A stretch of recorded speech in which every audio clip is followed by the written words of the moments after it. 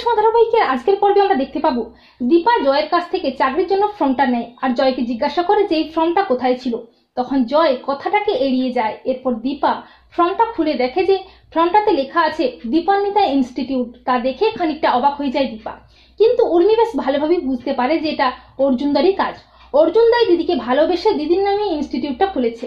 এরপর দীপা ইন্টারভিউতে যায় আর সেখানে গিয়ে দীপা রেকর্ড মার্কস দেখে আর নাচের ভিডিও দেখে চমকে ওঠে অফিসারেরা।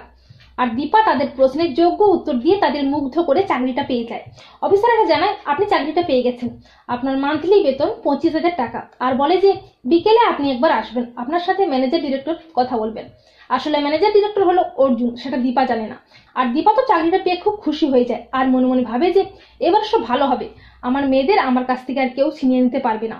অপরদিকে মিসকা ফাঁদ পেতে অর্জুনের খোঁজ খবর নিতে অর্জুনের চেম্বারে হাজির হয়, কিন্তু সেখানে অর্জুন ওটিতে থাকায় মিসকা চালাকি করে নার্সের কাছ থেকে অর্জুনের বাড়ির ঠিকানা নেয়।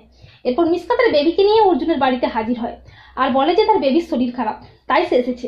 এরপর অর্জুন মিসকার ভাবভঙ্গি দেখে খুব ভালোভাবেই বুঝতে পারে যে মিসকা আসলে কোনো উদ্দেশ্য নিয়েই এসেছে। তাই অর্জুন মিসকাকে আচ্ছা করে ধোলাই করে তার বাড়ি থেকে তাড়িয়ে দেয় আর মনে মনে ভাবে যে মিসকা তো দীপার ক্ষতি করতে চায়, তবে এখানে কেন এসেছে, কি ওর উদ্দেশ্য, আবার কি কোনো নতুন করে ষড়যন্ত্র করছে, আমাকে জানতেই হবে। তো বন্ধুরা, তোমাদের কি মনে হয়, অর্জুন কি কোনোভাবে জানতে পারবে মিসকার আসল উদ্দেশ্যটা কি? কমেন্ট করে জানিয়ে দাও তোমাদের মতামত।